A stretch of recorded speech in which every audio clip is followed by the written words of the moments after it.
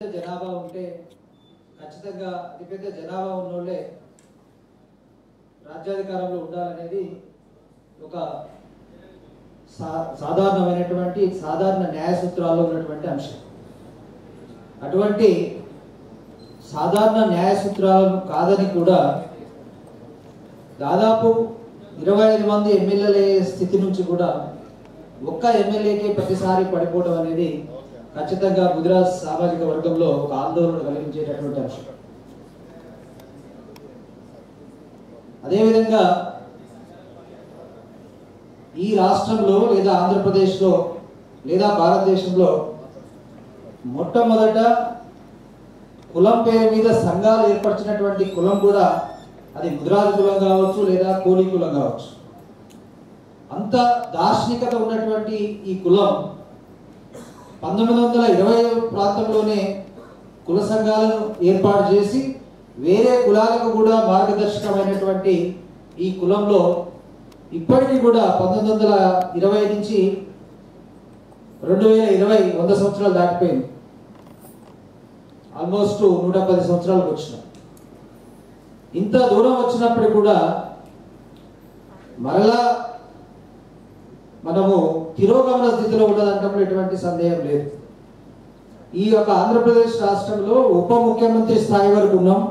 హైదరాబాద్లో మొట్టమొదటి మేయర్ స్థాయిలో ఉన్నాం. అటువంటి స్థాయిలో ఉన్నటువంటి ముదిరాజులు అన్ని స్థానాలను కోల్పోయి చివరికి ఎప్పుడు ఏ అసెంబ్లీలో చూసినా ఒకే స్థానంలోకి పడిపోవడం అనే దాన్ని చాలా ఆందోళన కలిగించేటటువంటి అంశం. ఈ సదస్సులో ఎవరిని దూషించడానికి కానీ ఎవరిని విమర్శించడానికి కానీ వ్యక్తిగతంగా ఈ సదస్సు అనేది మనం పెట్టుకోలేదు. దయచేసి ఇక్కడ ఈ సదస్సు అనేది ముందుకు ఈ సదస్సు ద్వారా మనం ఇచ్చేటటువంటి సందేశం ఎలా ఉండాలి అంటే కనీసం ఇన్ని సంవత్సరాల తర్వాతనైనా కులంలో ఒక ఐక్యత తీసుకురావడానికి పార్టీలకు అతీతంగా సంఘాలకు అతీతంగా ఏం చేస్తే బాగుంటుంది సమాజానికి అనే దానిని మనం ఈ సదస్సు నుంచి మనం సందేశాన్ని ఇవ్వాల్సినటువంటి అవసరం ఉన్నది. అంతే తప్ప గతంలో ఏం జరిగింది, గతంలో ఏం చేసినారు అనే దాని మీదనే మనం దృష్టి కేంద్రీకరించకుండా కేవలం వర్తమానం భవిష్యత్తు మీదనే మనం నిర్ణయాలు చేయాలి, ఆలోచన చేయాలనేటువంటి విషయాన్ని మేము చెప్తా ఉన్నాం. అంతేకాకుండా మేము 2013లో సుస్వాగతం మేడం ప్రతిభాలక్ష్మి గారు, డాక్టర్ ప్రతిభాలక్ష్మి గారు మొన్న జరిగినటువంటి తెలంగాణ స్టేట్ మెడికల్ కౌన్సిల్ ఎన్నికలలో అత్యధిక ఓట్లు సాధించి వైద్య చరిత్రలోని అత్యధిక ఓట్లు సాధించి గెలుపొందినటువంటి ఏకైక ముదిరాజు డాక్టర్ ప్రతిభాలక్ష్మి గారు. వారికి శుభాకాంక్షలు తెలియజేస్తాము.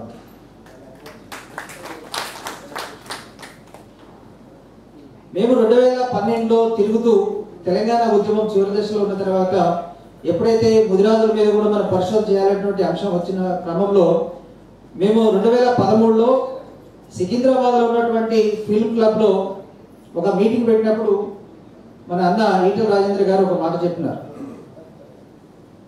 ఆ మాట ఏంటంటే సమాజంలో ఎన్ని సంఘాలైనా పెట్టుకోవచ్చు కానీ ఆ సంఘం పెట్టడం ద్వారా సమాజంలో కొంత మార్పునైతే తీసుకురావచ్చు తప్ప ఆ సంఘాలన్నీ ఐక్యమైతేనే సమాజానికి మేలు జరుగుతుంది. అంతేగాని సంఘాలు పెట్టడం అనేది నేరమేత కాదు. పెట్టినటువంటి ప్రతి వ్యక్తి సమాజంలో ఏదో కొంత మార్పునైతే తీసుకురాగలుగుతాడు అనే ఒక విషయాన్ని రాజేంద్రన్న చెప్పడం జరిగింది. ఆ విషయాన్ని దృష్టిలో పెట్టుకొని మేము ఒకటే సిద్ధాంతానికి కట్టుబడి ఉన్నాం. ఒక ముదిరాజు ఇంకో ముదిరాజును తిట్టుకోవద్దు అనే ఒక సిద్ధాంతంలో అయితే మేము ఎప్పటి నుంచో ఉన్నాం. అది ఏది ఏమైనప్పటికీ కూడా ఒక ముదిరాజు ఇంకో ముదిరాజుని ఎట్టి పరిస్థితుల్లో కూడా దూషించుకోవద్దు.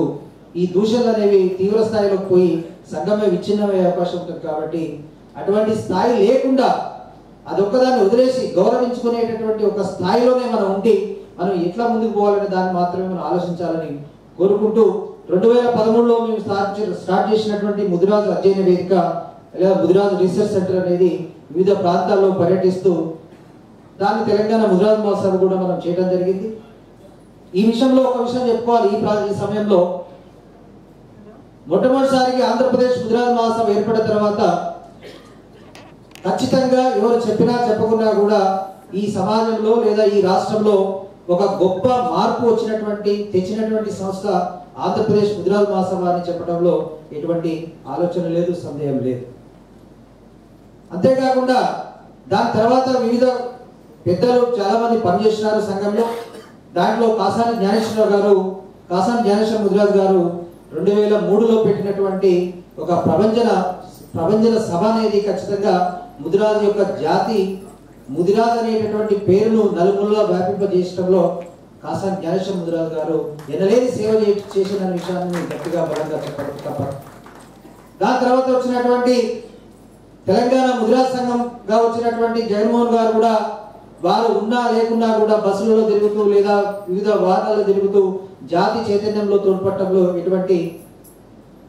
జాతి చైతన్యంలో సహకరించడంలో వారు కూడా చాలా గొప్ప సేవ చేసిన సమాజానికి. ఖచ్చితంగా వారిని కూడా మనం తలుచుకోవాల్సినటువంటి అవసరం ఉండదు. తదనంతరం వచ్చినటువంటి ఆంధ్రప్రదేశ్ ముదిరాజ్ మహాసభలో ఉన్నటువంటి డాక్టర్ బండ ప్రకాష్ ముదిరాజ్ గారు, తర్వాత వచ్చినటువంటి తెలంగాణ ముదిరాజ్ మహాసభలో వచ్చినటువంటి వారు కూడా వారి యొక్క స్థాయిలో కూడా చాలా కార్యక్రమాలు చేయడంలో, చైతన్యం చేయడంలో కొంత సహకరించడంలో కూడా ఎటువంటి సందేహం లేదు.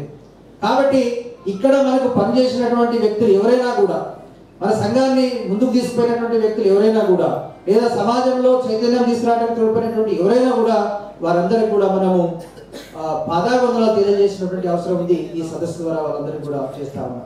సరే, అయినప్పటికీ కొన్ని సమస్యలు ఉన్నప్పటికీ కూడా, కొన్ని విమర్శలు వచ్చినప్పటికీ కూడా వారి స్థాయిలో ఎంతైతే వారు చేయగలుగుతారో అంతకంటే ఎక్కువగా వారి యొక్క శ్రమ చేసి ఈ సంఘాన్ని ముందు తీసుకోవడంలో తోడ్పడినారు.